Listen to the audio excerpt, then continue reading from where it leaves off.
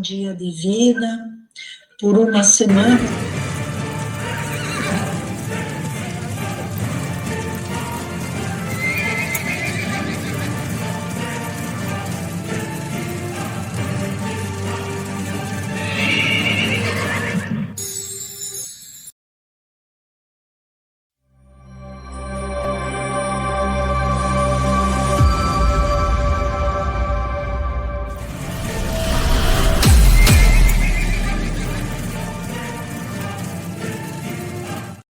Nossas transgressões, Senhor, nossos pensamentos, às vezes, que não estão de acordo com o que está escrito, com as tuas palavras, que o Senhor nos perdoe, meu Pai.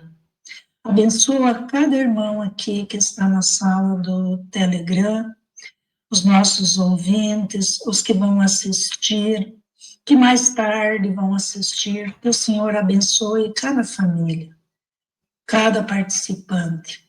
Abençoa toda a sua vida espiritual, Senhor. Também a sua vida física, a saúde, tudo aquilo, Senhor, que pertence a cada ser humano, que venha ser muito abençoado por Ti, Senhor. Fica conosco, dai-nos a Tua presença, Senhor, o Teu Santo Espírito, Espírito de poder, um espírito de bondade, de alegria, de um espírito de gratidão por tudo que o Senhor fez, está fazendo e ainda fará por nós. Muito obrigado, Senhor. Fica conosco durante toda essa live, essa gravação, esse estudo.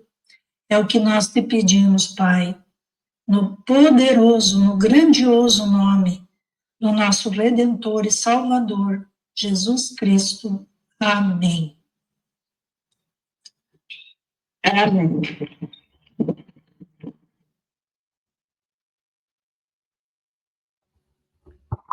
Amém, meus queridos irmãos. Feliz sábado para vocês, para aqueles que não desejei feliz sábado, boa noite. Aqui quem fala, para aqueles que não me conhecem, aqui é o irmão Tiago, obreiro da Mensagem de Salamento. Hoje a gente vai finalizar nosso estudo, tá? Nosso estudo que é que tem um tema, né? O nome desse estudo é Antes de Jesus voltar, haverá um reino literal em Israel, ou seja, na Palestina? Essa é a parte 5.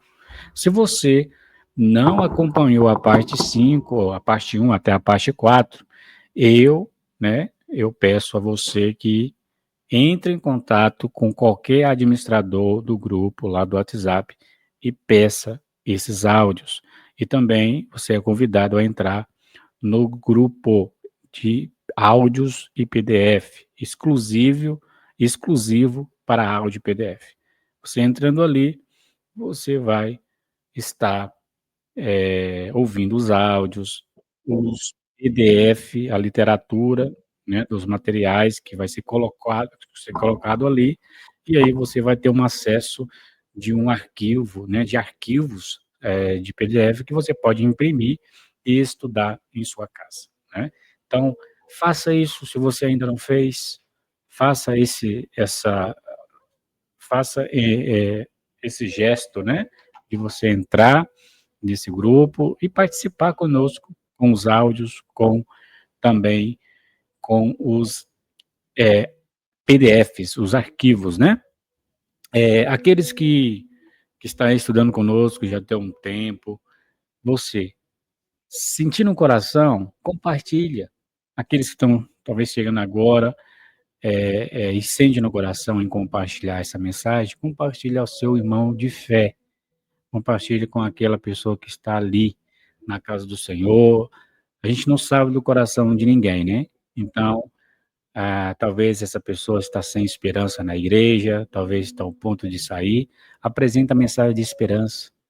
A verdadeira mensagem de esperança é aquela que vem trazer o revivamento e a reforma. Não há outra mensagem de esperança que não vem trazer revivamento e reforma. Tá? Qualquer outra mensagem de esperança que está ensinando por aí, mas não está trazendo revivamento e reforma, então não é mensagem de esperança. Então, manda essa mensagem de esperança para o seu amigo, para o seu irmão de fé, e ele pode te agradecer e eternamente te agradecer por isso, porque a gente não conhece o coração de ninguém, né, meus irmãos? E eu quero deixar um recadinho para todos vocês. Se você está nos nossos grupos, e cada grupo tem regras. Se alguém entrou no seu PV e está falando coisa com coisa e não apresenta provas e evidência de alguém, ou falando de, por exemplo, aparece alguém no seu PV falando de pessoas lá do grupo que você está, que eu estou, que a Leonilda está e os demais administradores estão, chega a qualquer um falando alguma coisa contra os administradores do grupo, tem que apresentar provas, não só narrativas, tá? Porque hoje, ou a gente apresenta provas, evidências, ou fique calado, porque senão vai entrar no campo da mentira. Então, você que está em nossos grupos, eu peço que se entrar alguém no seu PV, você pode notificar os administradores do grupo e manda, né, ó, tem essa pessoa entrando em contato, notifica que a gente vai tomar as providências, né? Porque o grupo tem que ter ordem, decência e organização. E é isso que eu vou fazer. Sempre eu falo com os administradores. Devemos ter essa organização, porque senão vira bagunça. E o céu não é bagunça. E Deus não é desorganizado, né? Então entrou em contato, chega, falei, irmão Tiago, apresentou aqui, ó, uma pessoa entrou no meu contato falando disso aqui, disso aqui, disso aqui, falando dos administradores, falando de você, falando dos administradores, sem apresentar nada, só narrativas. Então, eu vou tomar as providências, porque mentira, falso testemunho, calúnia, difamação não entrará nos grupos que eu estou administrando, né? Então, meus irmãos, nosso estudo de hoje é a continuação, né, do estudo da semana passada. Lembrando que, é importante você estar acompanhando, tá? Você precisa estar ouvindo os áudios. Ouvir os áudios significa você estar aprendendo da palavra, tá? Que vem do estar escrito. Você que está aí no Facebook, você que está aí no YouTube, eu peço a você, curte esse canal, curte essa página que você está assistindo esse vídeo, compartilha com seu amigo de fé, seu irmão de fé. Você que está aí pela primeira vez, está gostando ou está ali, está ao ponto, né, ainda vai gostar, você pode também ficar mais um pouco, estudar todo o tema e compartilhar essa mensagem para os demais irmãos, né. Você que está aí no Telegram, você também pode convidar as pessoas para estar nessa chamada.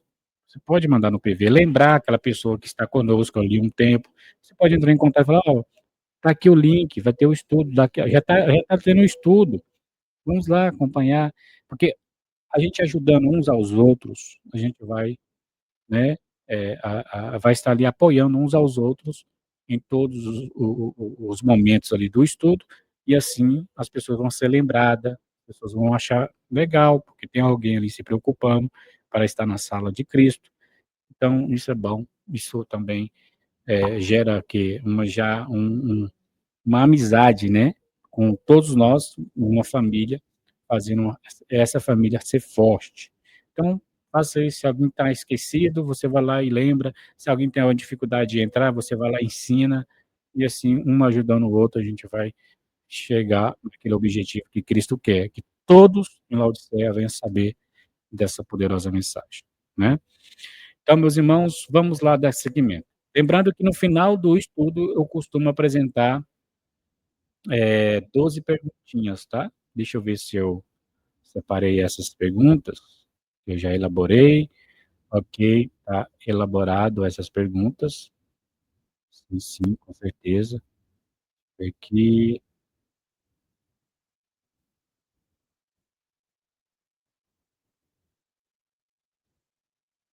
está sim, está aqui. As 12 perguntas estão elaboradas, eu fiz ela, eu sempre faço, não posso deixar de fazer. E assim que finalizar o estudo, eu vou apresentar para você. E você que está aí nas redes sociais, eu vou estar apresentando a pergunta na tela também, bom? É, vamos lá. Meu áudio está ok, irmã Leonilda? Está falhando? Está baixo? Como que está aí minha situação no meu áudio? Não, tá bem, tá tudo bem. Amém. É bom. É bom perguntar antes, porque aquela vez lá ficou sem gravar um pedaço do áudio. Vamos lá.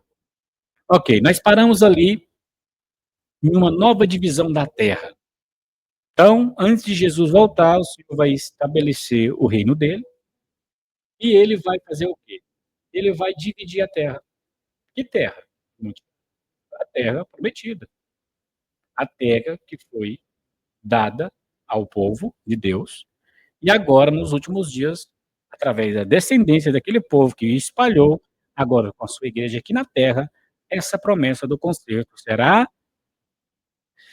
realizada com o bom remanescente que dá os seus frutos, que está na igreja verdadeira. Mas vamos ler essa promessa da nova divisão da terra. Está lá em Ezequiel 48. Você que está acompanhando aí nas redes sociais, em vídeo, você está vendo o mapa, né? Até mandei esse mapa aí lá na Escola Sabatina. Lá você vai ver o Grande Mar, você vai ver as tribos de Dan, Asser, Naphtali, Manassés, Efraim, Ruben, Judá, Benjamim, Simeão, Isacar, Zebulon, Gade. Ali vai ter o Mar Morto, o Grande Mar.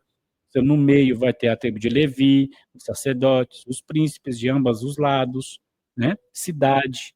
Então, essa é a nova divisão da terra. Mas Ezequiel 48, verso 1 até o 7, ali também vai falar sobre a divisão da terra. Irmão, ou irmão, qualquer um que achou aí, pode ler. Pode ler. A divisão da terra. Ora, estes são os nomes das tribos, desde o extremo norte até a costa, desde o caminho de Etlon, indo para Amate, Azar, Enon, a fronteira de Damasco ao norte, até a costa de Amate, porque estes são os seus lados ao leste e oeste, a porção de Dan. E junto à fronteira de Dan, desde o lado oriental até o lado ocidental, uma porção para Asser. E junto à fronteira de Asser, desde o lado oriental até o ocidental, uma porção para Naphtali. E junto à fronteira de Naphtali, desde o lado oriental até o lado. E junto à fronteira de Manassés, desde o lado oriental até o lado ocidental, uma porção para Efraim. E junto à fronteira de Efraim, desde o lado oriental até o lado ocidental, uma porção para Ruben. E junto à fronteira de Ruben, desde o lado oriental até o lado ocidental, uma porção para Judá. E junto à fronteira de Judá, desde o lado oriental até o lado ocidental, será a oferta que oferecereis de 25.000 canas de largura e de comprimento de cada uma das outras partes, desde o lado oriental até o lado ocidental, e o santuário estará no meio dela. Amém. Ok, aí está a promessa da nova divisão da terra. O Senhor, o profeta Ezequiel, no capítulo 48, que a irmã Leonilda acabou de ler, apresenta uma divisão da Terra Santa totalmente diferente do tempo de Josué 17. Se você for lá em Josué 17, você vai ver totalmente essa divisão, dessa nova divisão de terra de Ezequiel 48 é totalmente diferente do tempo de Josué, no capítulo 17. Ou seja, em faixas do leste a oeste, Dan terá a primeira porção no norte e Gade a última porção do sul. Ou seja, a descendência das tribos que foram espalhadas terá essas porções, né, de terra. Entre as fronteiras destes dois devem estar as porções do resto das tribos. A cidade estará no meio da terra, como está lá em Ezequiel 48, como está escrito, né? O fato, queridos irmãos, de que tal divisão da terra prometida nunca foi feita, né? Nunca isso ocorreu. O Senhor reuniu o seu povo ali, as 12 tribos, e repartiu a terra, como está em Ezequiel 48. Esse fato dessa divisão da terra prometida, como está em Ezequiel 48, nunca foi feito, mostra que ela ainda é futura e isso está escrito não para ficar suspenso no ar ou não, nunca se cumprir. Não. Tudo que está na palavra de Deus tem que se cumprir. E vai se cumprir, porque o Senhor falou em Isaías 55, assim como a chuva cai do céu e não volta pela mesma direção, cai na terra e faz brotar, assim será a palavra dele que sai da boca dele, tá?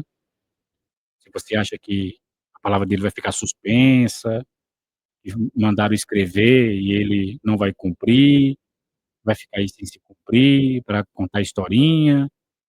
Você acha que o objetivo da palavra de Deus é só para contar historinha? Esqueça, porque aquilo que o Senhor mandou falar, ele vai fazer, assim como a chuva cai do céu e não volta pela mesma direção, assim a palavra dele também não vai voltar vazia, vai se cumprir, tá? Então, como nunca ocorreu na história tal divisão, essa nova divisão de terra, ali, descrita em Ezequiel 48, isso mostra claramente que no futuro próximo o Senhor vai fazer essa profecia se cumprir, tá? E outro fato, o fato importante de que tal divisão da terra prometida nunca foi feita, mostra que ela ainda é futura, como eu já falei para vocês, mas também o fato de que o santuário estará lá, enquanto que não haverá templo ou santuário na nova terra, porque Ezequiel 48 não está falando da nova terra, está falando do reino que vai ser restabelecido antes de Jesus voltar. Lá em Apocalipse 21, 22, a gente leu na parte 4, deixa claro que não haverá santuário na nova terra, né? Prova mais uma vez que esse cenário de Ezequiel 48, descrito aí pelo profeta, esse é o Espírito Santo, escreveu por ele, é o reino que Ezequiel recebeu do Senhor, o reino pré-milenar do tempo do fim. Tá? É mais uma prova que as 12 tribos de Israel devem ser reunidas na terra prometida pouco antes da volta de Jesus. Tá? Aqui, meus irmãos, eu quero frisar, não há condições, o profeta Ezequiel não menciona nenhuma condição. Ele simplesmente escreveu o que o Senhor Deus lhe revelou. Então, o Deus quis dizer o que ele disse. Ou seja, ele falou e vai se cumprir do jeito que falou. Ou ele, o Senhor, perdeu muito tempo, e o tempo de seus profetas e o nosso, nos falando sobre coisas que nunca vão acontecer. Seria injusto, né? Seria surreal. Deus mandar escrever e de repente ele mudar de ideia. Não, não vou cumprir mais. Então ele não sabia o fim desde o princípio? Ele sabe o fim desde o princípio. Se ele mandou escrever, ele sabia do resultado. Ele mandou escrever porque ele vai cumprir dessa forma que está escrito. Ele não é um ser humano que muda de ideia. Ele falou e ele vai fazer. Com tudo que ele me escreveu, ele deixou claro. Tá vendo essa chuva que você está vendo cair aí, da natureza? Tá caindo, não tá? Você já viu essa gota voltar pela mesma direção? Para o céu, lá para as nuvens? Não, e nunca vai ver. Então, essa chuva cai aí, não faz brotar semente e frutos e comida, dá alimento para o povo? Sim, assim é minha palavra, tá? Então, toda vez que você pensar que uma promessa não vai se cumprir, olha para a chuva. Vai lá em Isaías 55, medita lá. Então, se você acha que as promessas que está escrito ali não vai se cumprir, vai ficar suspensa no ar, vai lá em Isaías 55 e olha para a chuva. Tá vendo a chuva caindo? Você não está vendo as gotas voltando para a mesma direção, né? Então a palavra dele é a mesma coisa. As doutrinas são com a chuva. Vai cair no seu solo. E se o solo for bom, vai produzir frutos. E você vai crer. Se o seu solo for ruim, você vai rejeitar. Mas se você vê que o seu solo está ruim, não fique esperando de braços cruzados, não. Vai aos pés do Senhor, pedir uma transformação desse solo. Ele vai te ajudar. E outra, se você está pensando que essa profecia é condicional, aqui novamente, querido irmão e irmã que está pensando que é condicional, o Senhor está mostrando que não há condições. O profeta Ezequiel Não menciona nenhuma condição. Ele simplesmente escreveu o que o Senhor Deus lhe revelou. Portanto, ou Deus quis dizer o que ele disse, ou ele perdeu muito tempo, e o tempo dos seus profetas e o nosso, nos falando sobre coisas que nunca acontecerão. Misericórdia, né, pensar dessa forma. O Senhor não faz nada por acaso, ele nunca perde tempo. Ele faz, ele manda dizer, e ele vai executar aquilo, da forma que está escrito.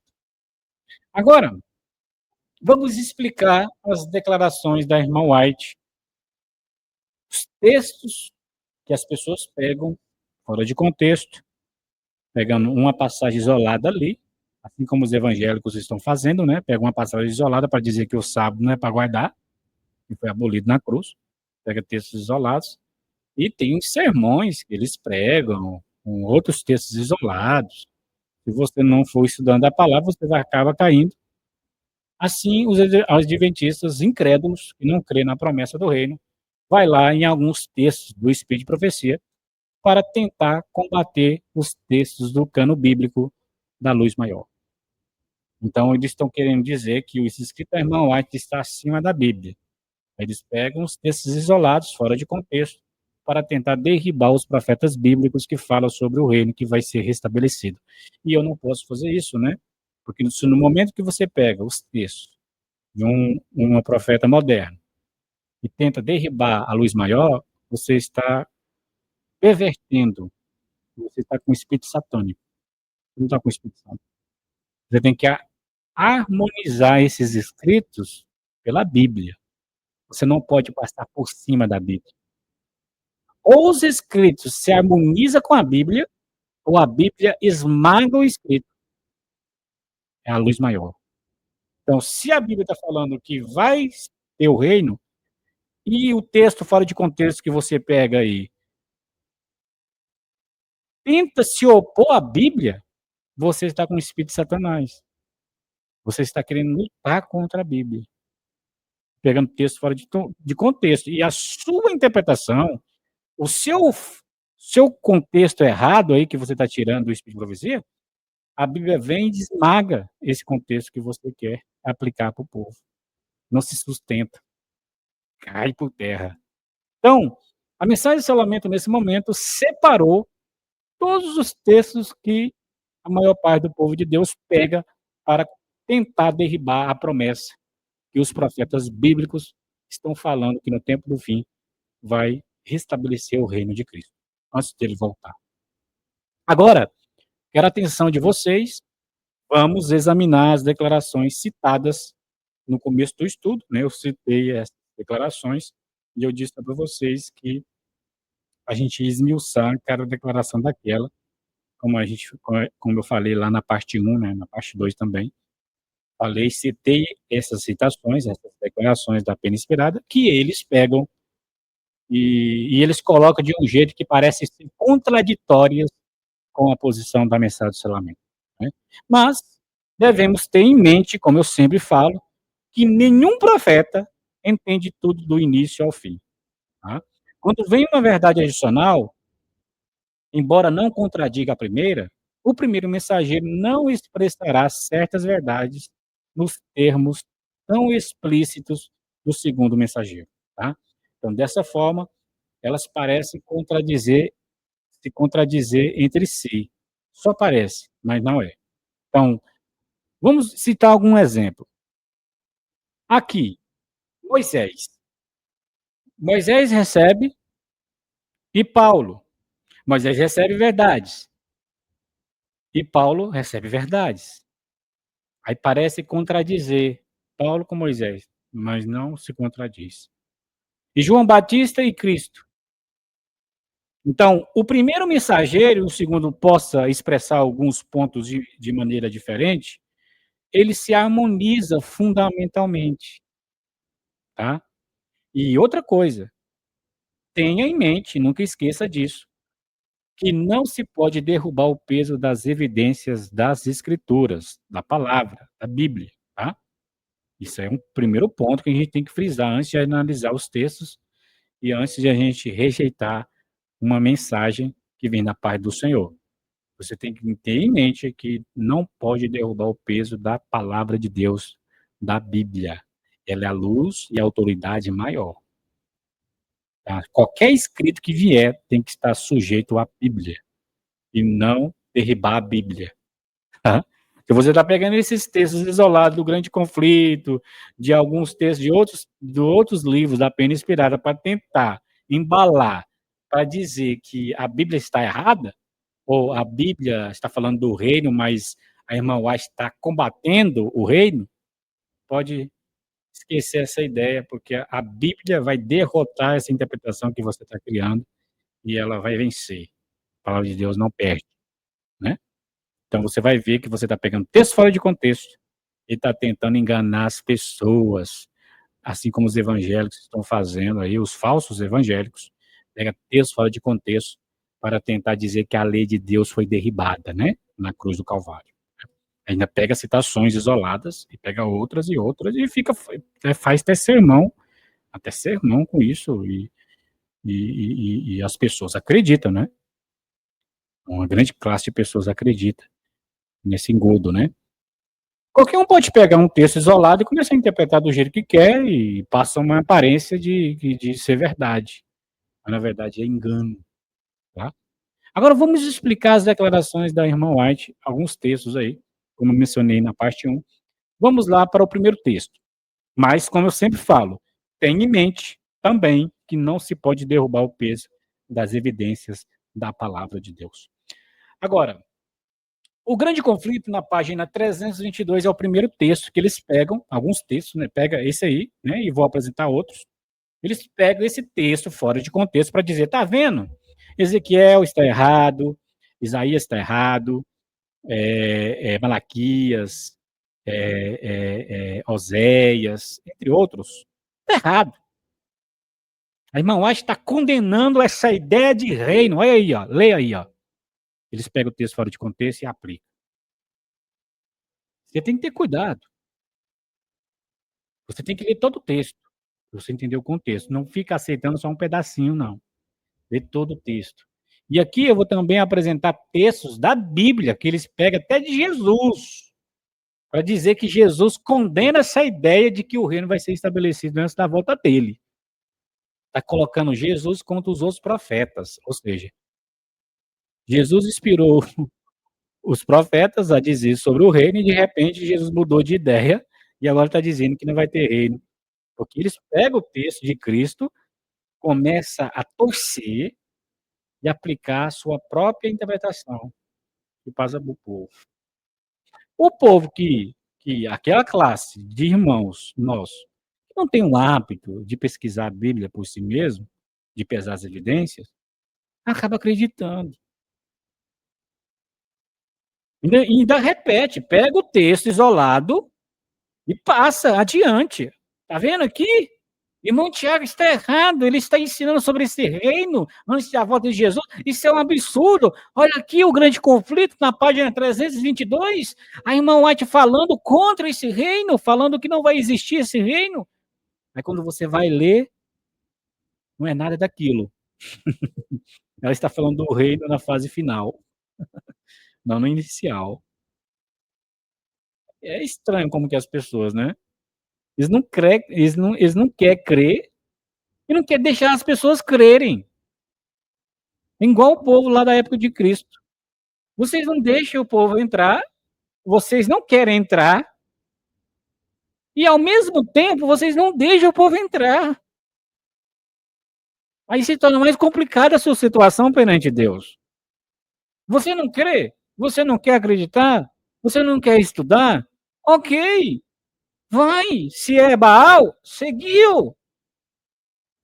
Mas não tenta fechar as portas para aquelas pessoas que querem, e pegando texto fora de contexto para isso. Porque essa situação vai ficar cada vez pior. Porque há um anjo relator relatando tudo.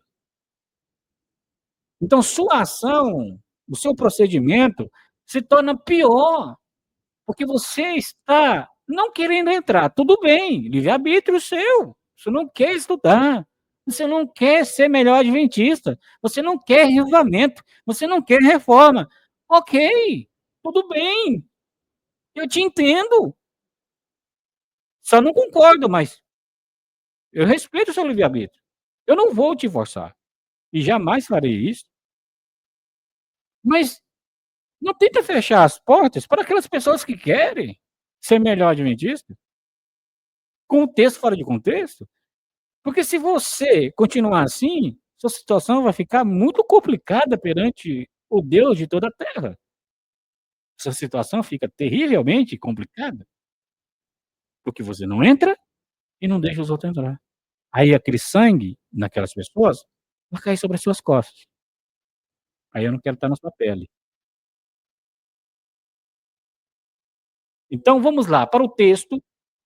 Aqui eu estou entrando num campo explicando as declarações que parecem ser contraditórias à palavra, que as pessoas colocam como contraditórias.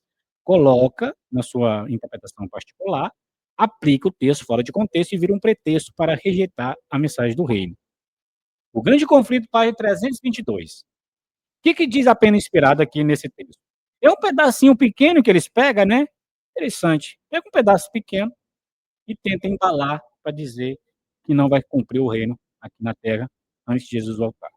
Diz o grande conflito, página 322. E eu quero, meus irmãos, abrir um parênteses aqui antes de ler o texto. Guarde esses textos no coração. Mais cedo ou mais tarde, um incrédulo vai bater na sua porta. Vai apresentar esses mesmos textos.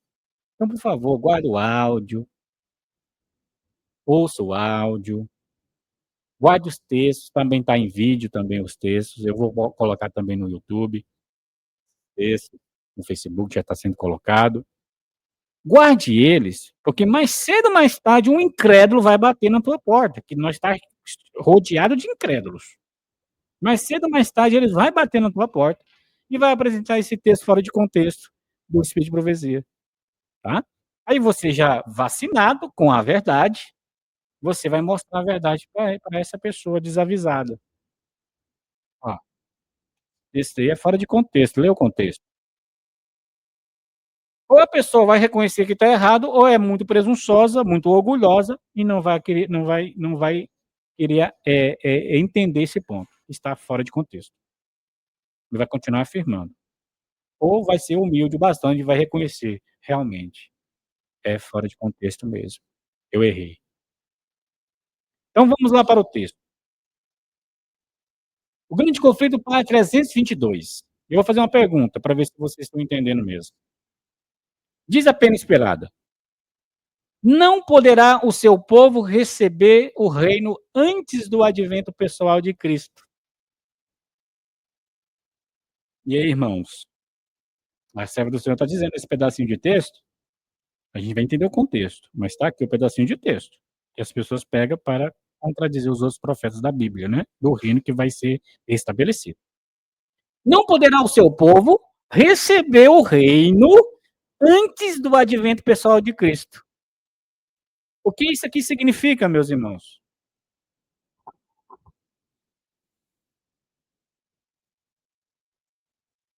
O que essa passagem do Espírito de Profecia significa? Está dizendo que o reino não será, não, o povo não vai receber o reino antes do advento pessoal de Cristo, mas a mensagem de Salamento, a Bíblia e a mensagem de Salamento frisa que o povo vai receber o reino antes da vinda de Cristo.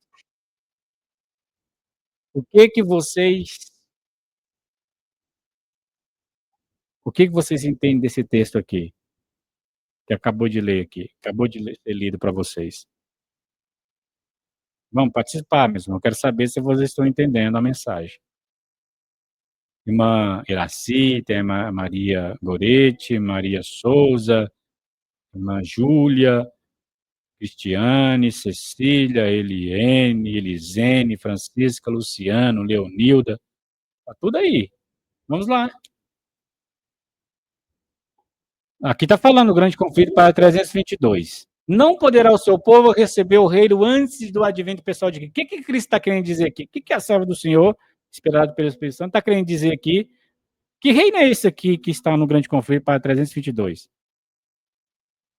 reino final. Para mim, não é o reino de Cristo, o reino dos céus. Não é o reino milenário, é o reino dos céus, que não pode acontecer antes. Mas para ser um reino, irmão, o que precisa? Pode ficar nisso. Primeiro ele tem que estar em nosso coração. Mas para ser um reino, o que precisa para ser um reino? O reino está no céu ou está na terra?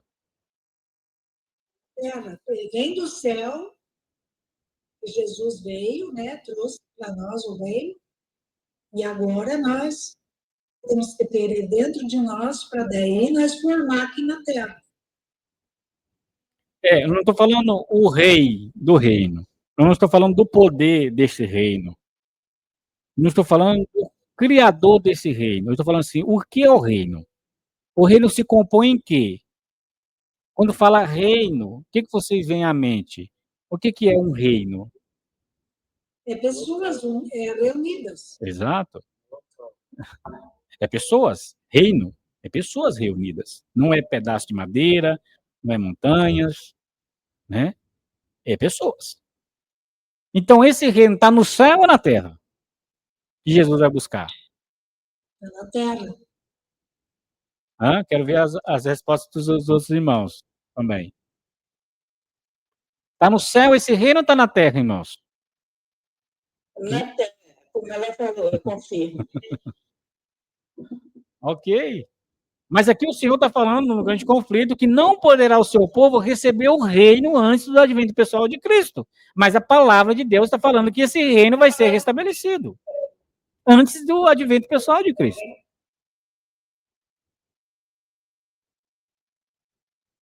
O que está querendo dizer aqui o grande conflito para 322?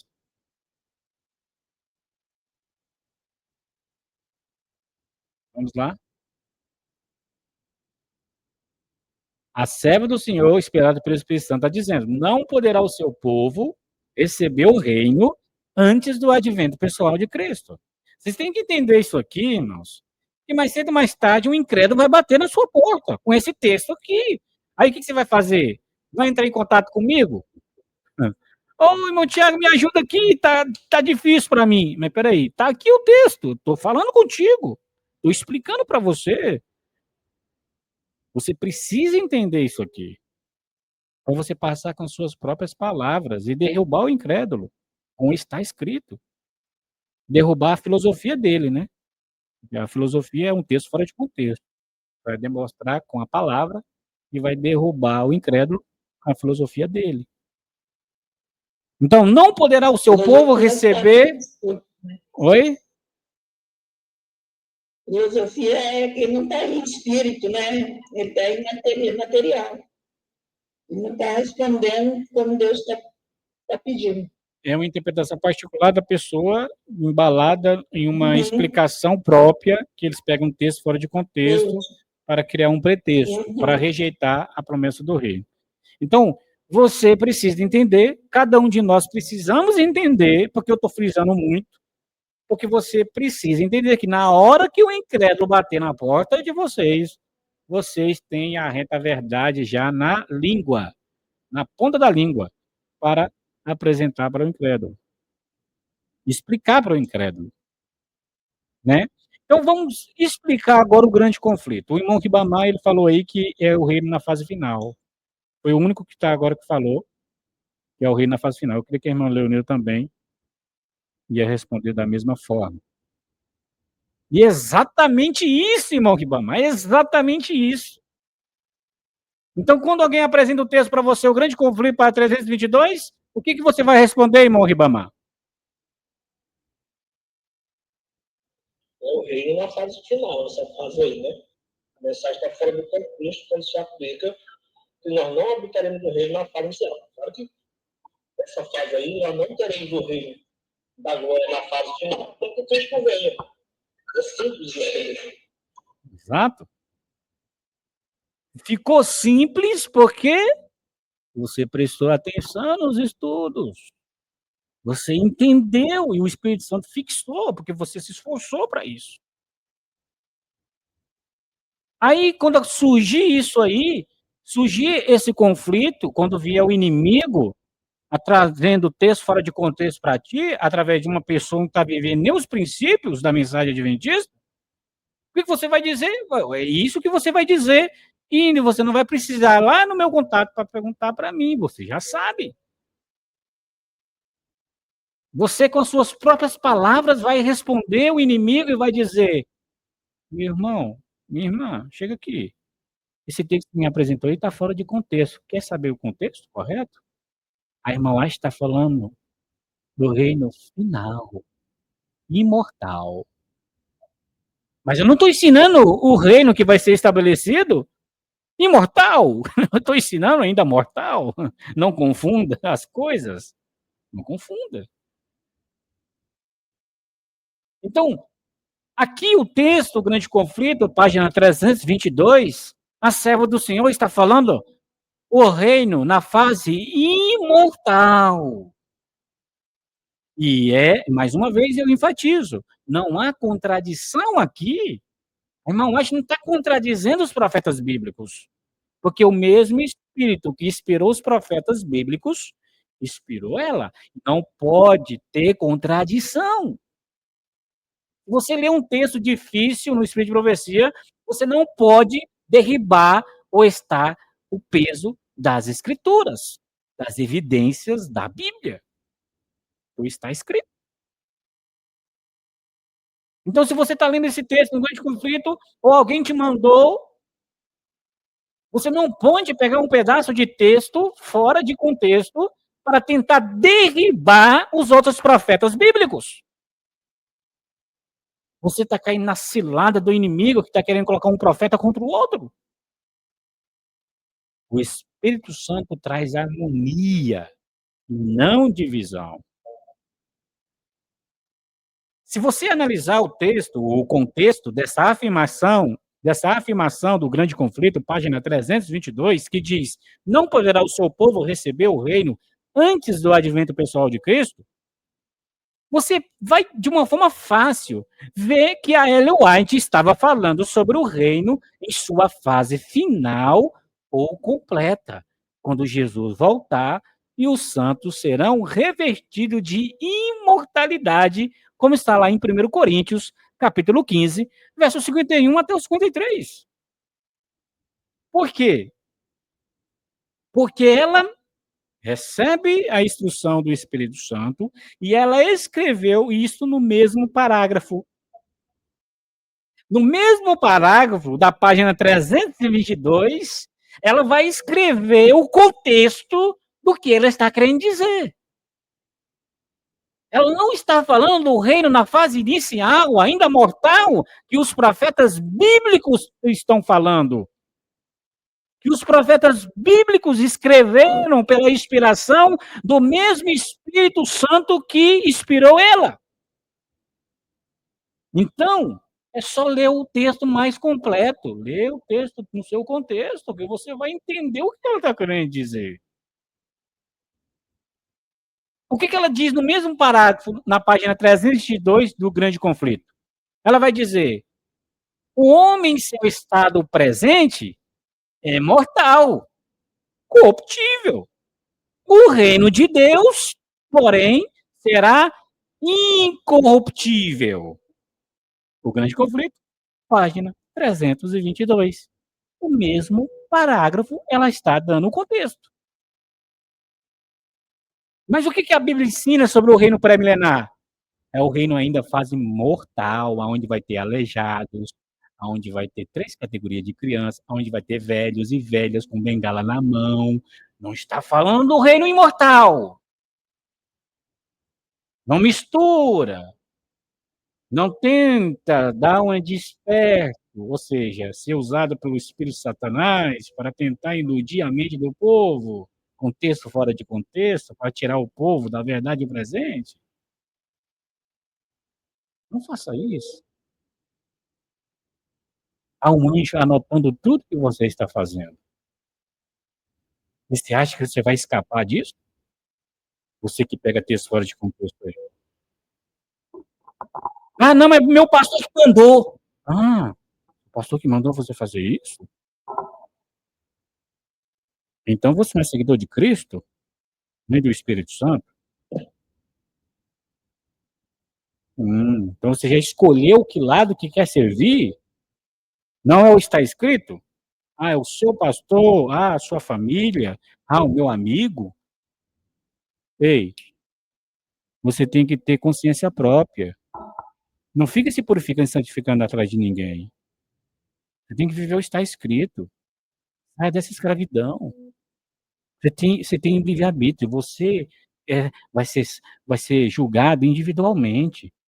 Não vai ser em grupo. Você vai ter que prestar contas individualmente perante o juiz de todo o universo.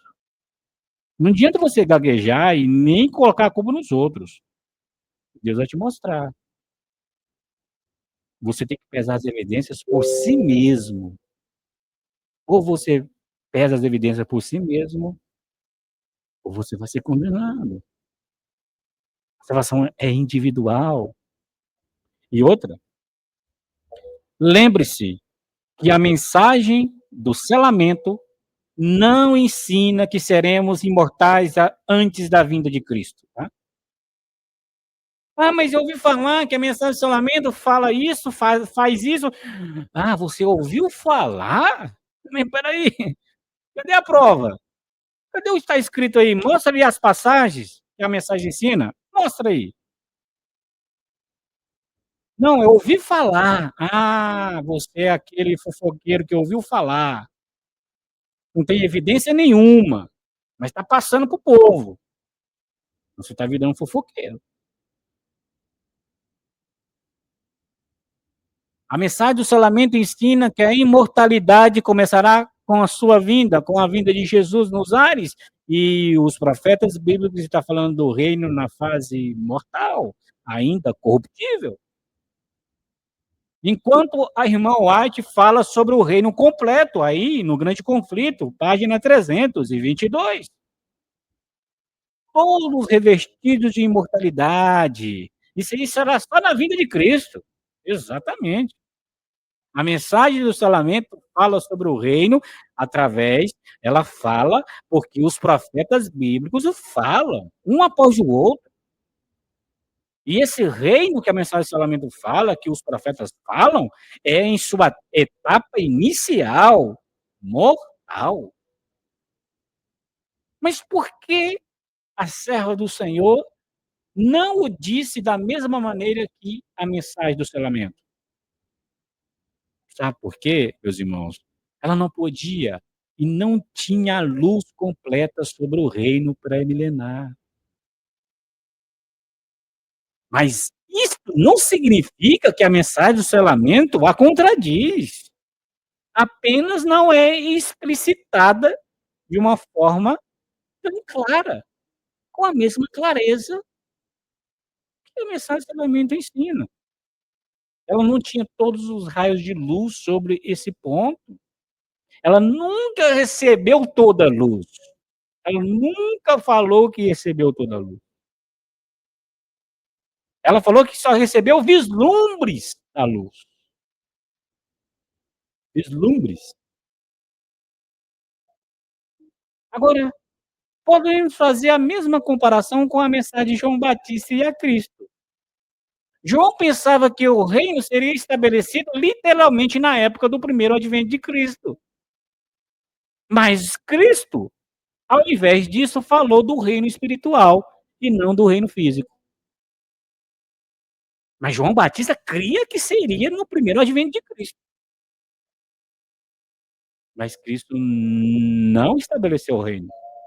Ele estabeleceu o reino espiritual.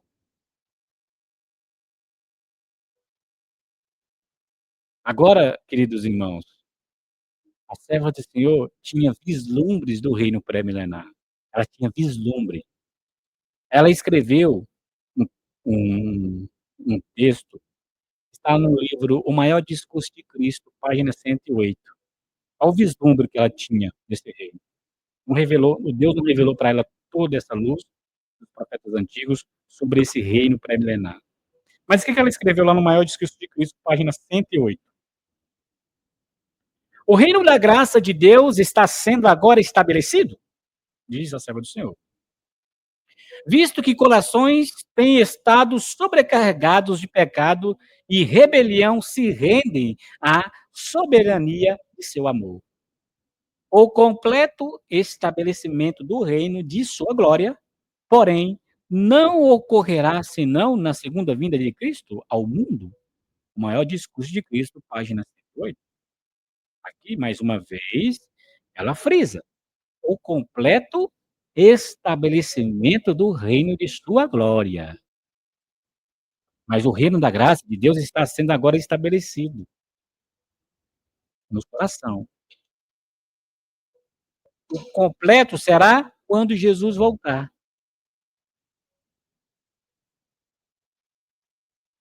Estão me entendendo? Com certeza.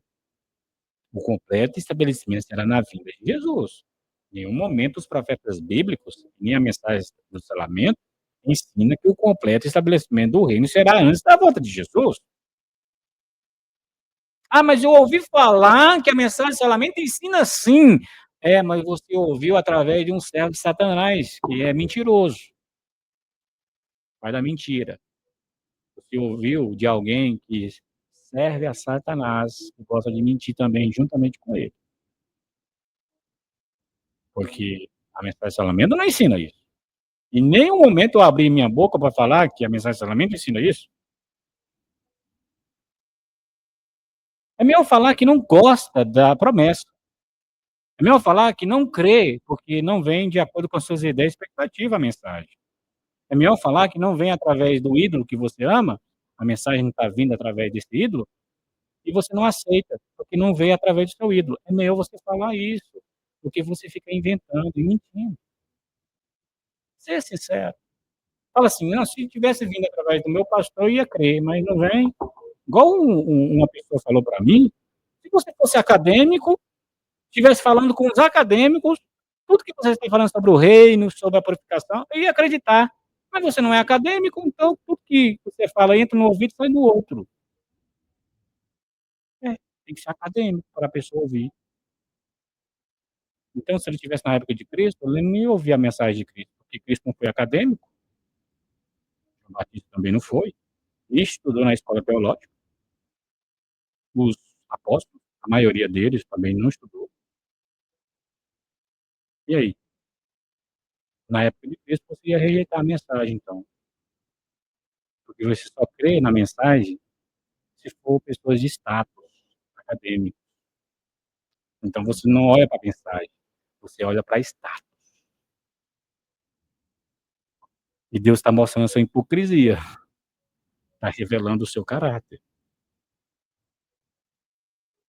O maior discurso de Cristo está falando do completo estabelecimento de seu reino, que acontecerá na segunda vinda, quando Jesus voltar. Mas isso implica que começará parcialmente antes de sua vinda, no coração, e depois o reino será estabelecido fisicamente, porque as condições do reino foi revelado através de cada um dos profetas.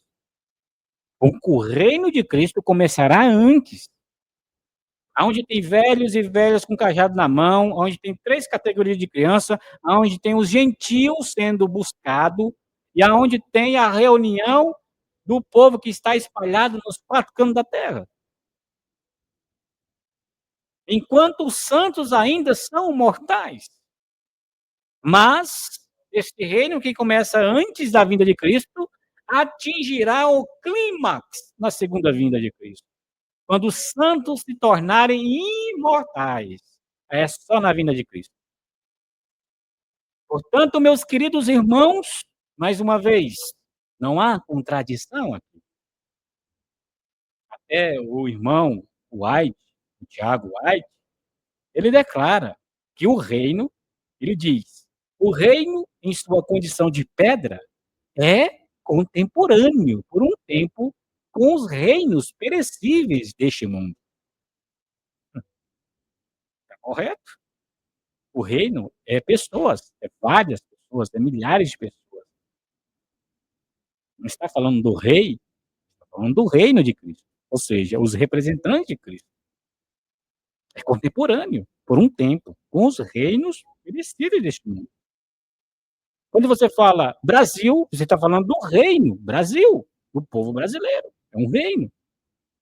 Quando você fala Estados Unidos, você está falando de um reino, é um reino. Tem um presidente. Você está falando de um reino, você está falando de várias, milhares de pessoas. Não está falando do rei.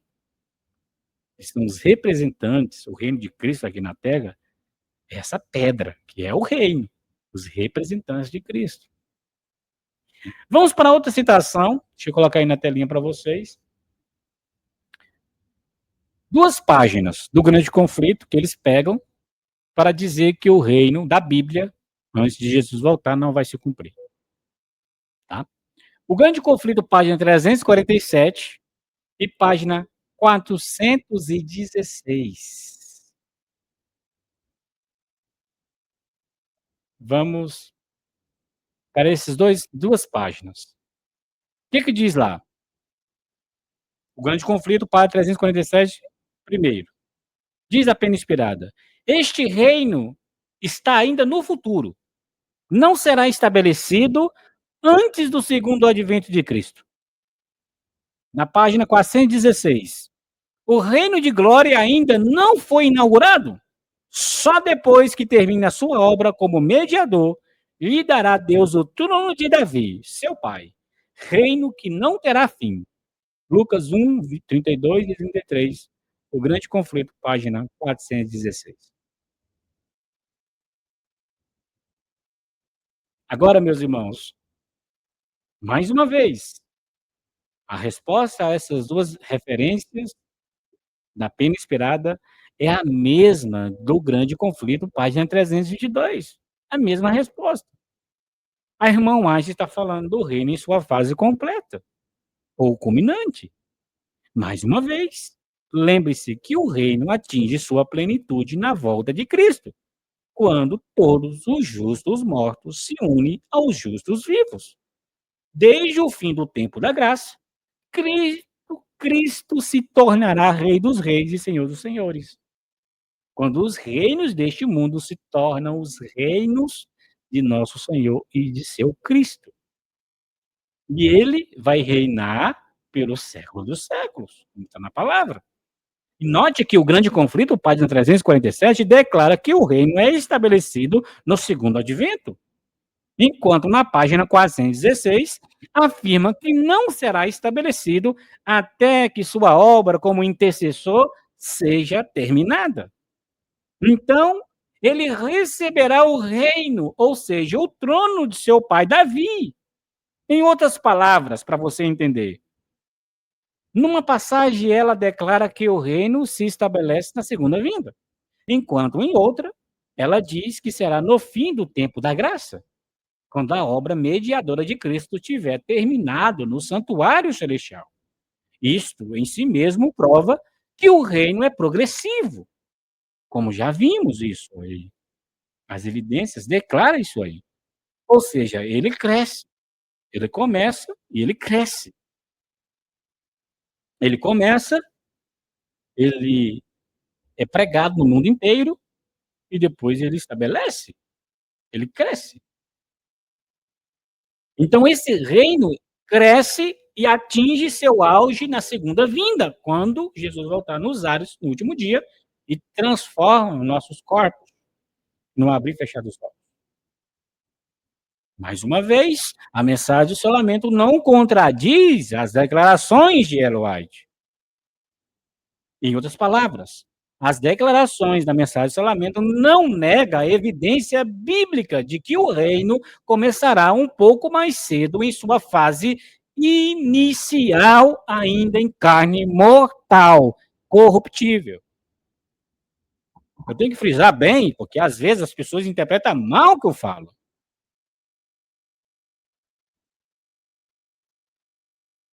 Vamos para mais explicações da serva do Senhor, em algumas passagens da serva do Senhor, que ela fala sobre o reino.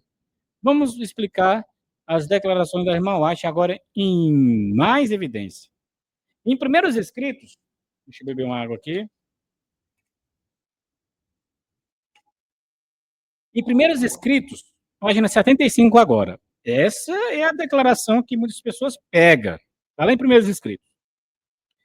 Ouve bem, se prepara bem, Anota se for possível, já está sendo gravado mesmo, ouve o áudio de novo e se prepara. Quando vier um incrédulo para apresentar o texto aí, fora de contexto, você vai lá e apresenta a espada, a Bíblia, e profecia, explica o contexto, tá? Porque o Satanás está desesperado. Ele não quer que você se torne melhor adventista, não quer que você acorda, não quer que você comece a praticar as verdades da Bíblia, diz com profecia, porque ele sabe que você vai ser um terror para ele lá no alto clamor. Ele sabe que você vai estar cheio do Espírito Santo e ele não quer que você seja do exército do Senhor. Ele sabe que vai ser derrotado lá.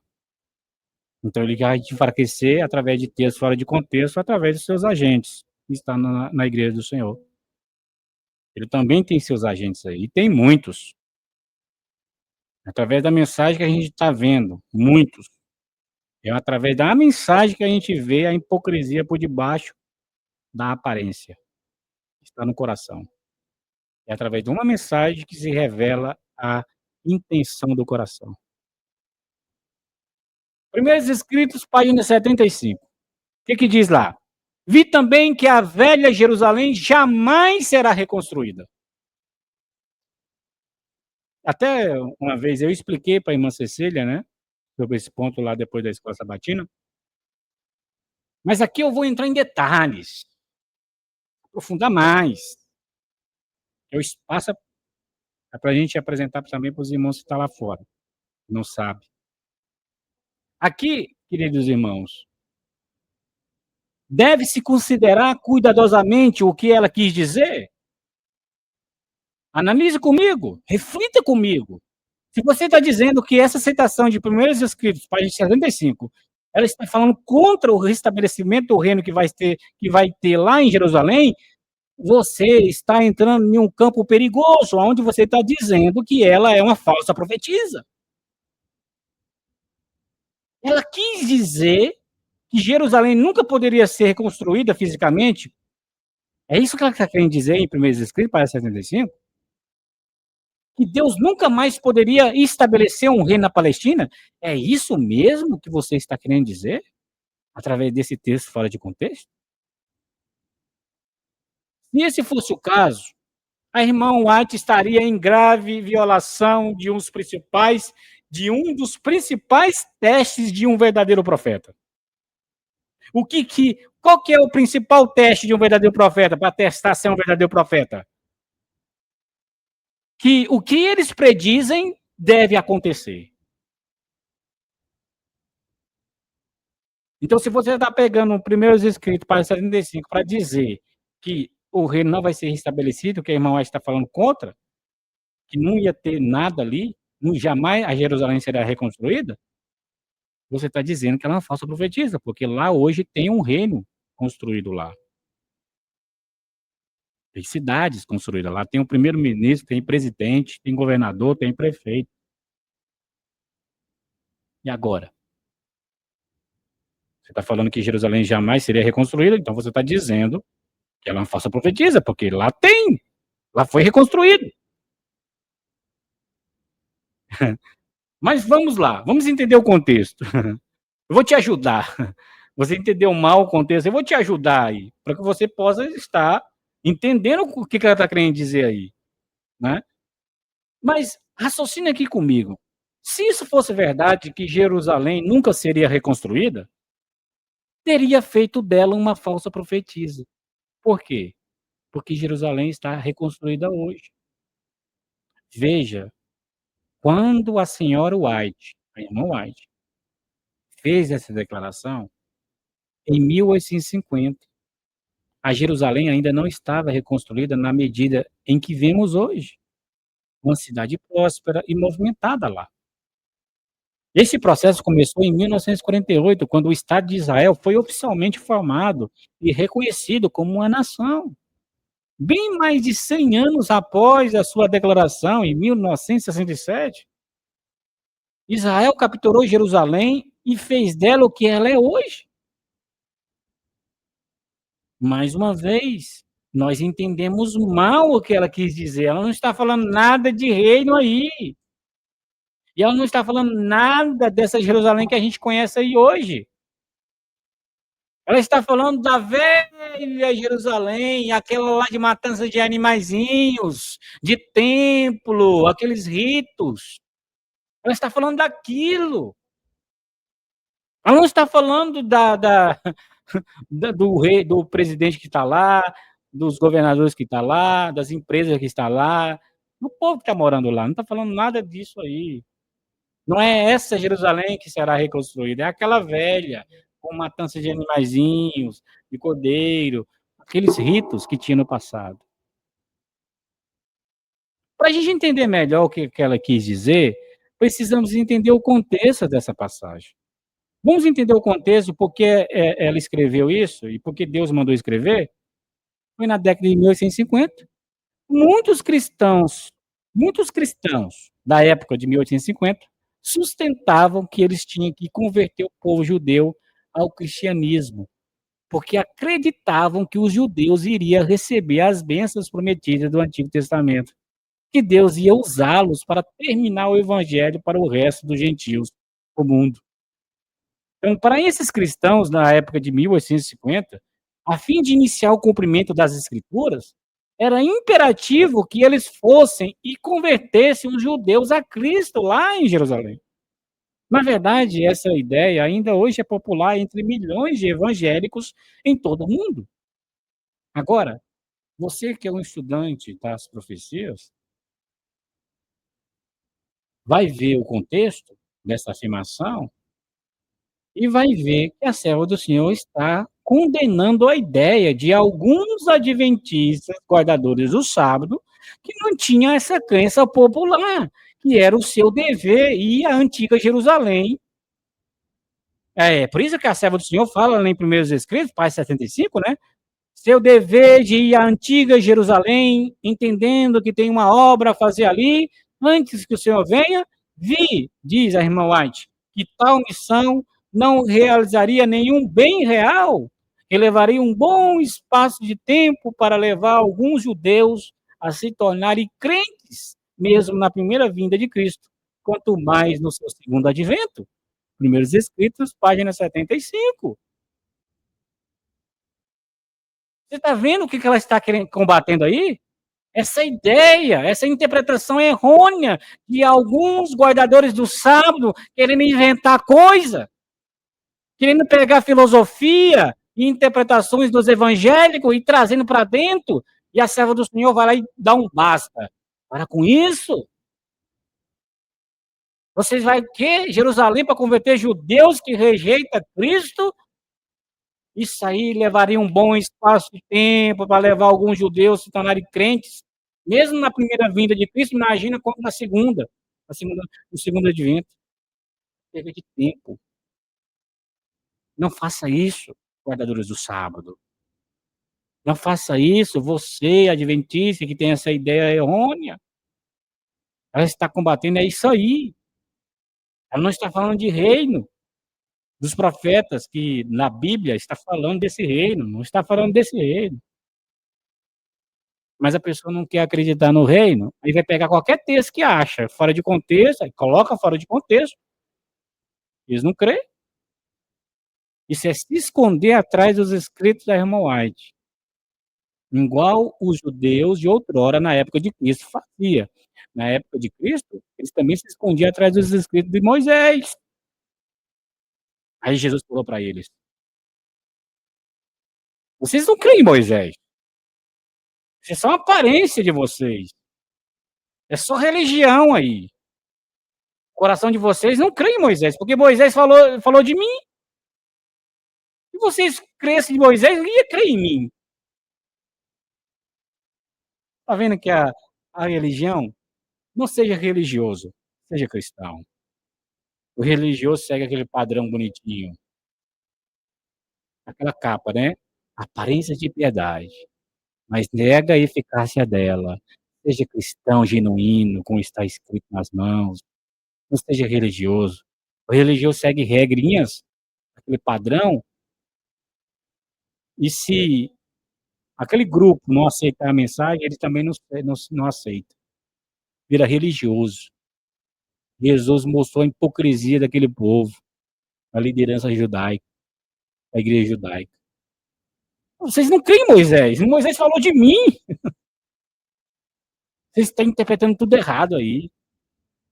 Vocês pegam a profecia fora de contexto, passa para o povo, usa aquela aparência de piedade, mas por dentro é sepulcro caiado. Mas hoje acontecendo a mesma coisa. Estão pegando texto fora de contexto, faz até livros compilados com suas interpretações, com seus subtítulos, e apresenta para o povo. E o povo não sabe. A maior parte não sabe.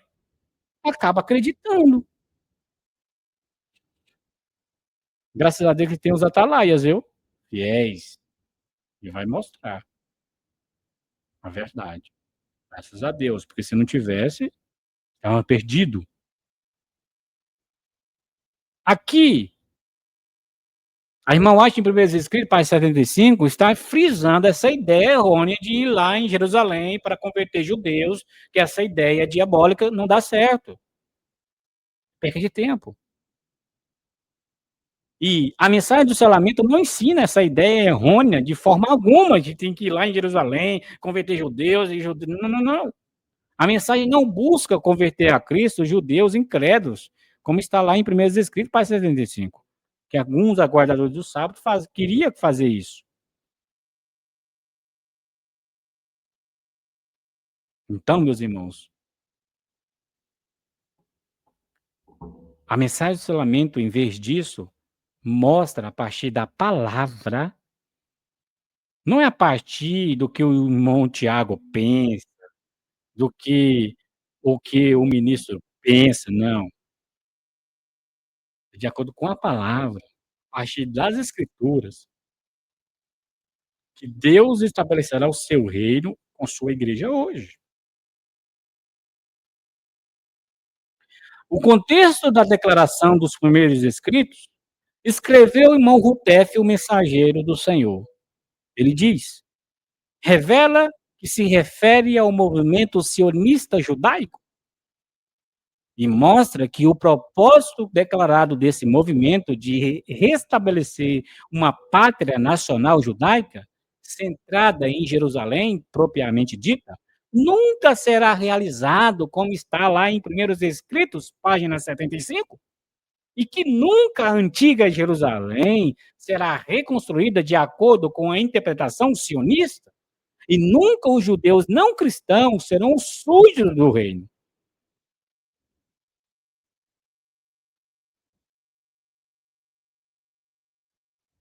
E o Rutef, o mensageiro, vai citar Ezequiel 48, onde mostra a nova divisão de terra. Ele diz, além disso, o duplo fato de que o nome da cidade é o Senhor está ali, e que sua localização, de acordo com essa nova divisão da terra, de Ezequiel 48, deve ser necessariamente diferente da localização da antiga Jerusalém. Mostra que a Jerusalém, propriamente dita, não é essa cidade.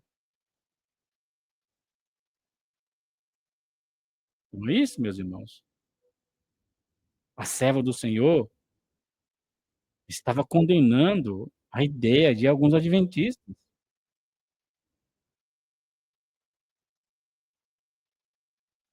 Essa ideia é errônea. E a mensagem de Salamento não ensina essa ideia diabólica. Pelo contrário, ensina sobre o reino que os profetas bíblicos estão falando. O reino pré-milenar, onde os adventistas fiéis vão ser os primeiros súditos desse reino. E os segundos frutos, que está lá fora, da igreja invisível, serão os segundos, estarão neste reino. Aí vem aquela pergunta, por que Deus gostaria de começar seu reino aqui na Terra? Muitos se perguntam por que Deus estabeleceria um reino físico neste mundo pecaminoso?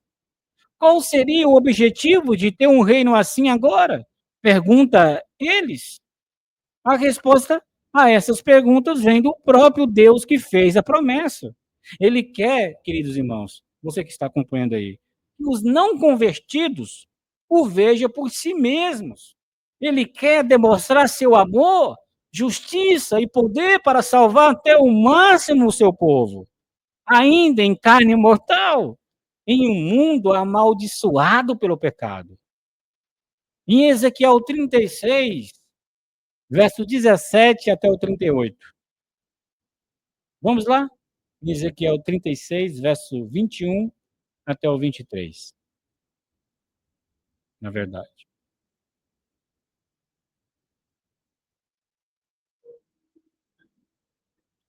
26 ou 36, o capítulo 36, né? Isso, 36.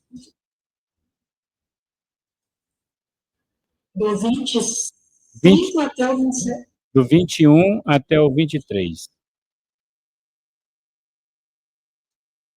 Mas eu tive pena por causa do meu santo nome, que a casa de Israel havia profanado entre os pagãos para onde eles foram. Portanto, dize a casa de Israel, assim diz o Senhor Deus, eu não faço isso por causa de vós, ó casa de Israel, mas por causa do meu santo nome, que profanaste entre os pagãos para onde fostes. E eu santificarei o meu grande nome, que foi profanado entre os pagãos, o qual profanastes no meio deles. E os pagãos saberão que eu sou o Senhor, diz o Senhor Deus, quando eu for santificado em vós, diante dos olhos deles. Porque eu os levarei dentre os pagãos, e vos ajuntareis de todas as nações e vos trareis para dentro da vossa própria terra. Então eu aspergirei água limpa sobre vós e ficareis limpos de toda a vossa imundícia, de todos os vossos ídolos os purificareis. Um novo coração também vos darei, e um novo espírito eu colocarei dentro de vós, e eu tirarei o coração de pedra da vossa carne, e vos darei um coração de carne. E eu colocarei o meu espírito dentro de vós, e vos farei andar nos meus estatutos, e guardareis os meus juízos, e os fareis. E habitareis na terra. Amém. Até o verso 23. Amém. Em Ezequiel 36, verso 21 até o 23, Deus diz como ele espalhou o antigo Israel por sua maldade. Mas depois de se misturarem com os não convertidos, ou os pagãos, eles profanaram o seu santo nome. É aquela pergunta, por que Deus gostaria de começar o seu reino aqui na terra? Porque o nome de Deus está sendo profanado? Então, Ezequiel, o profeta Ezequiel, descreve como o Senhor justificará seu nome, trazendo o seu povo de volta à terra de seus pais, Canaã, e restabelecendo o reino da glória na sua fase inicial. Nos versículos 21 até o 23, Deus nos diz claramente o porquê. Mas eu tive pena por causa de você? De mim? Não. Mas eu tive pena por causa do meu santo nome, que a casa de Israel havia profanado entre os pagãos, para onde eles foram. Portanto, diz aos adventistas do sétimo dia, assim diz o Senhor Deus, eu não faço isso por causa de vocês, ó povo adventista, mas por causa do meu santo nome, que vocês estão profanando entre os pagãos, para onde foste. Verso 23. E eu santificarei o meu grande nome, que foi profanado entre os pagãos, o qual profanastes no meio deles.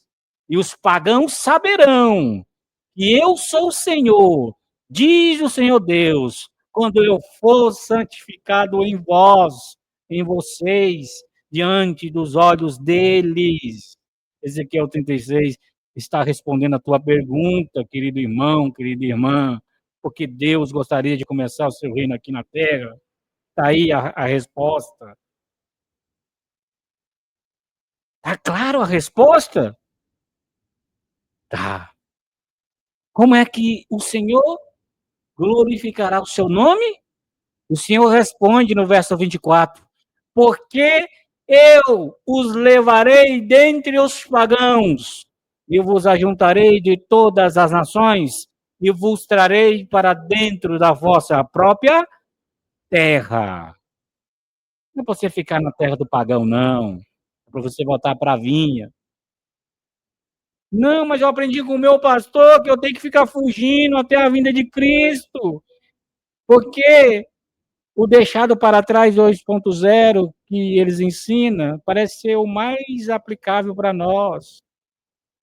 Mas a palavra está dizendo o contrário.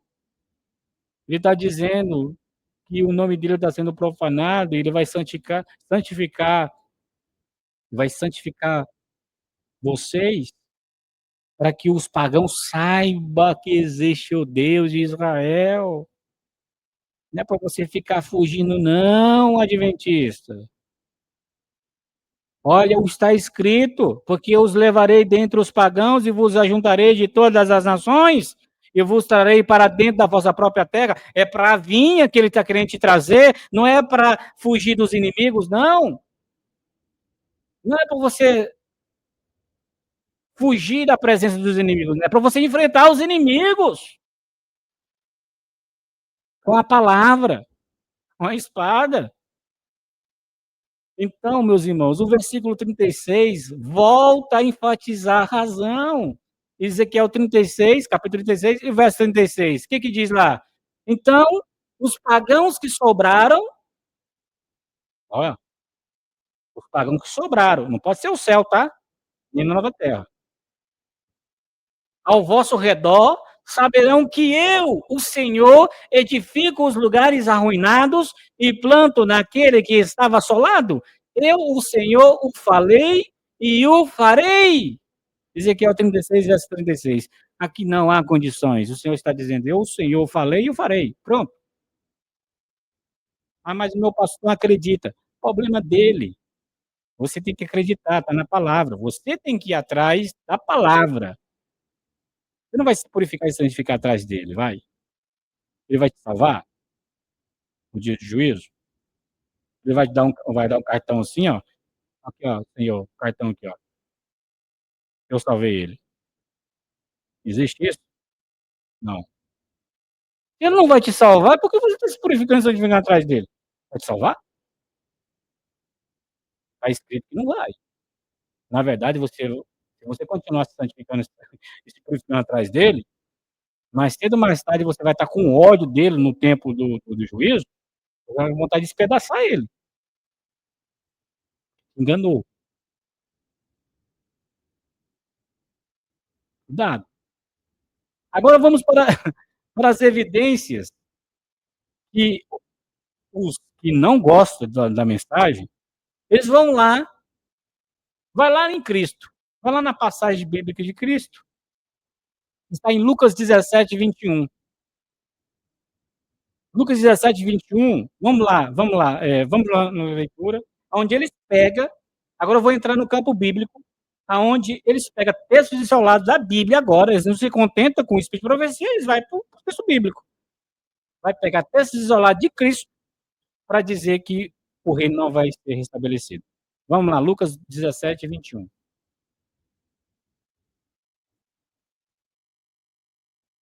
Pode ler, minha irmã, se você achou aí.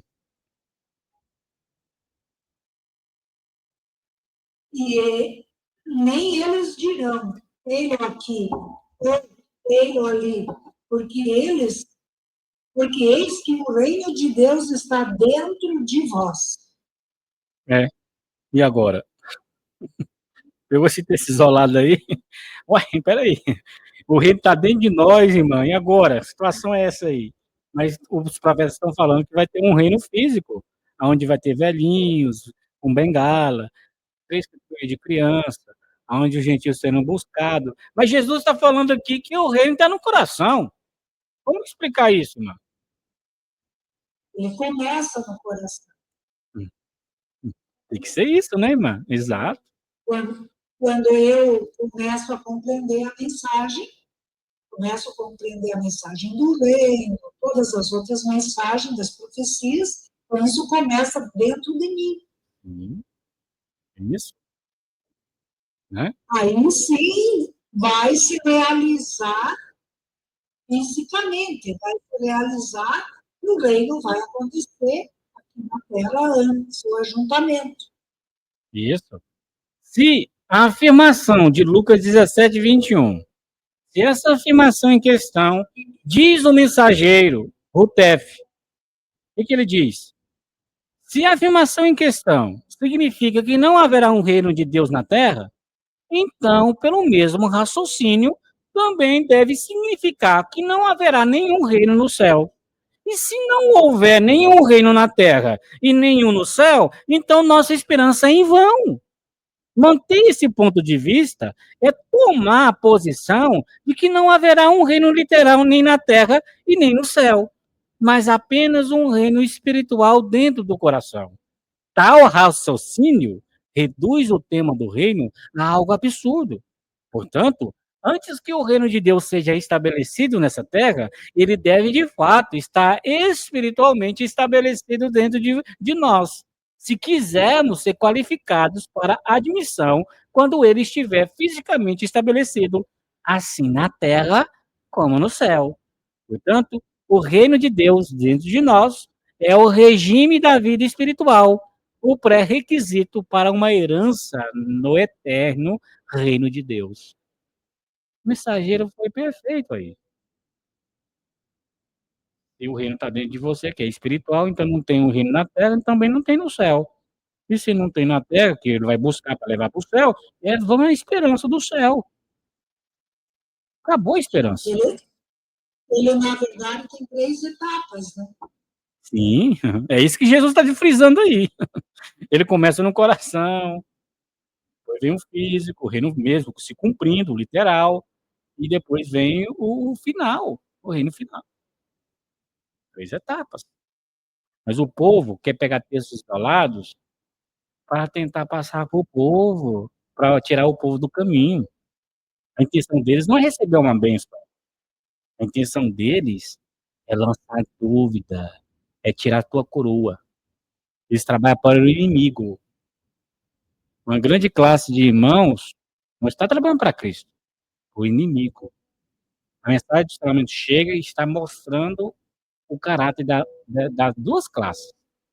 Da classe que segue o está escrito e da classe que segue suas tradições, aquilo que pensa e segue e se purifica atrás de uma árvore. Então, essa classe, que purifica e se santifica atrás de uma árvore, está trabalhando para o inimigo. Então, vai pegar textos isolados, fazer igual os evangélicos aí, desesperado, para tirar você do caminho, com texto fora de contexto. O desespero, está no desespero. O inimigo está desesperado, porque o exército está se formando através dessa mensagem. Aqueles que obedecem a mensagem. Agora, alguns também vão dizer: o meu reino não é deste mundo. Vocês acreditam nisso? Que vai ter gente que vai pegar o texto bíblico lá de João 18:36? Vamos lá em João 18:36. O meu reino não é deste mundo. Eles dizem, aí, tá vendo o que Cristo falando aí? Não tem reino aqui na terra, não. Essa coisa que o irmão Tiago está pregando aí é coisa da cabeça dele. É filosofia. É doido. Não dá ouvido, não. Aqui Jesus falando aqui em João 18:36. O meu reino não é deste mundo. Pode ler, irmão. Respondeu Jesus: o meu reino não é deste mundo. Se o meu reino fosse desse mundo, então os meus servos lutariam para que eu não fosse entregue aos judeus. Mas agora o meu reino não é daqui. Amém. Isso mesmo, Jesus.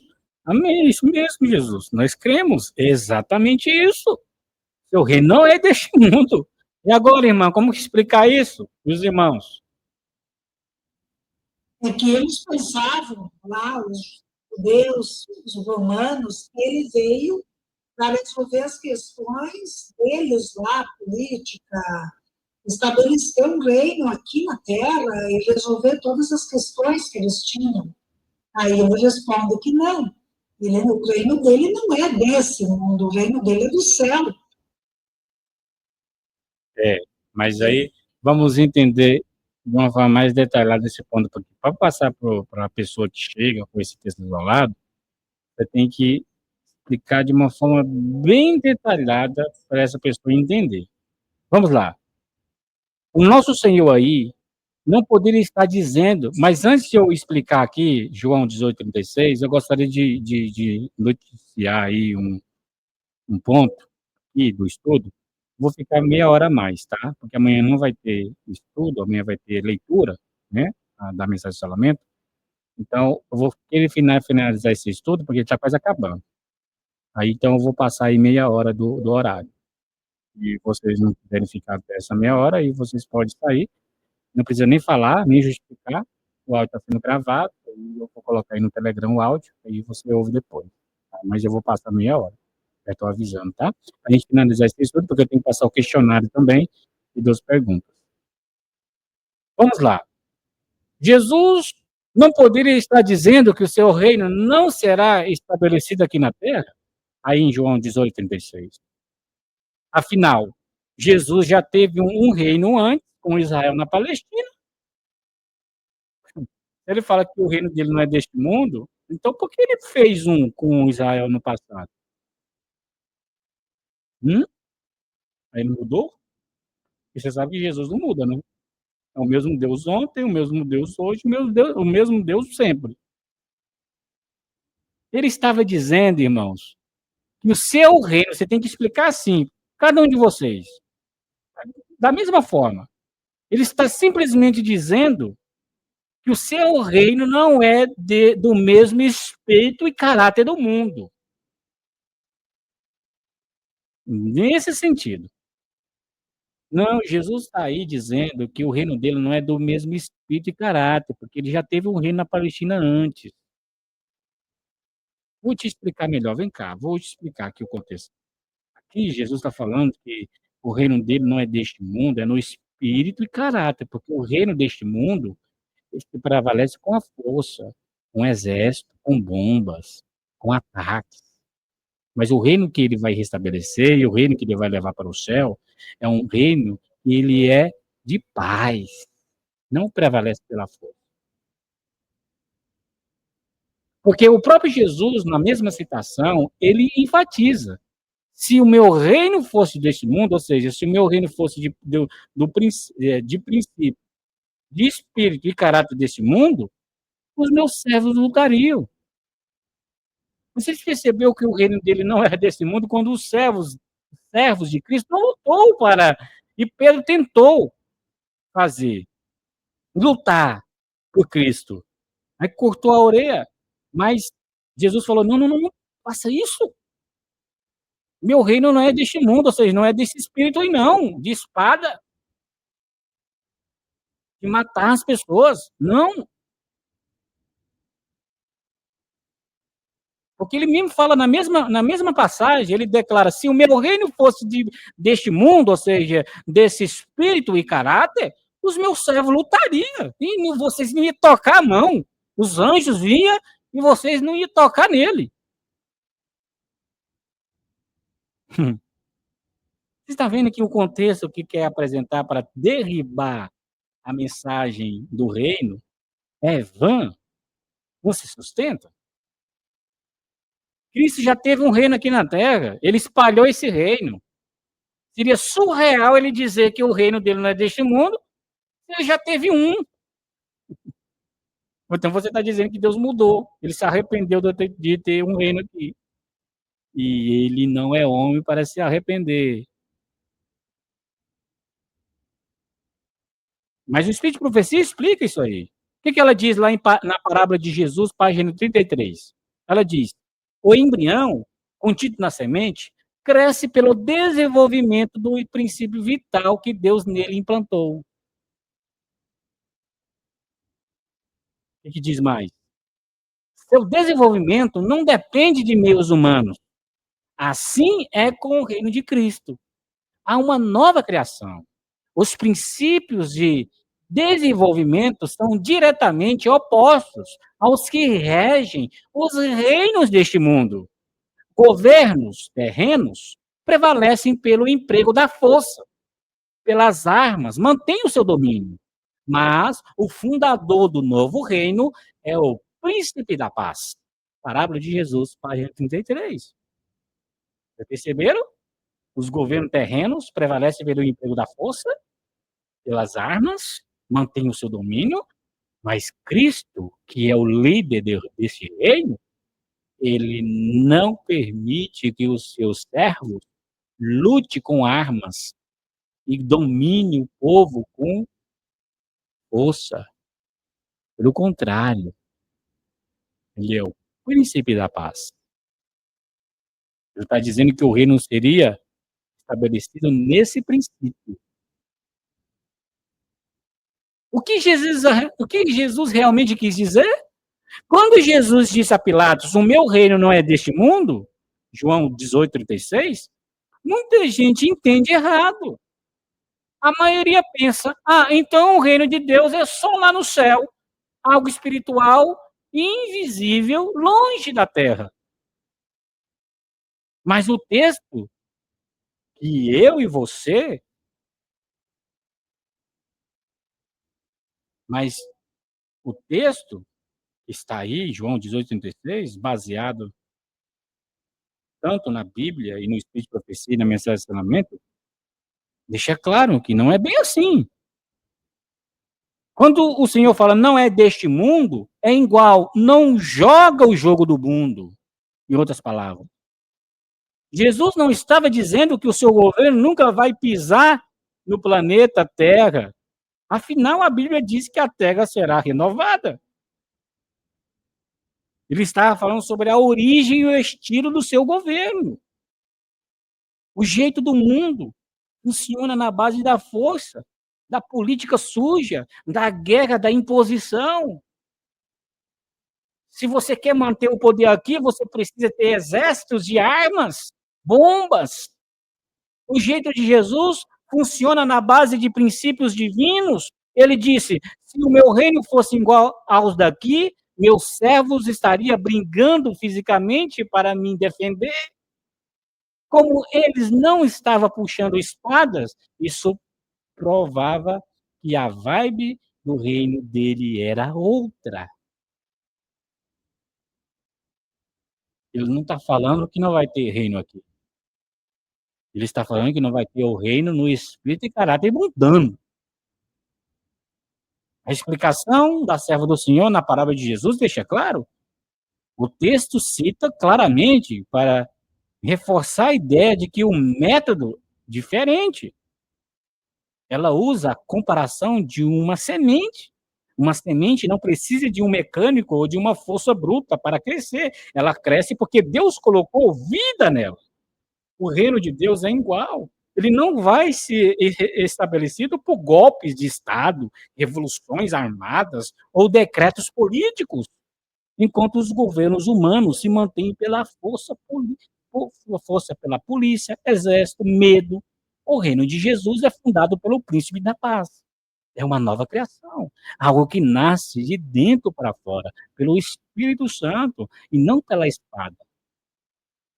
Então, o texto bíblico está dizendo: pare de achar que o reino de Deus é apenas uma nuvem distante ou um reino espiritual. O reino vai acontecer, mas não vai chegar através de eleições, guerras ou força humana. O sistema de Jesus é oposto ao sistema do mundo. O mundo usa a força, Jesus usa o poder vital da transformação e da paz. Ou seja, aplicação prática. Não tente defender a Deus ou fazer a obra dele usando as táticas agressivas do mundo. O reino dele cresce organicamente, como uma semente, através do poder de Deus e não da força do homem.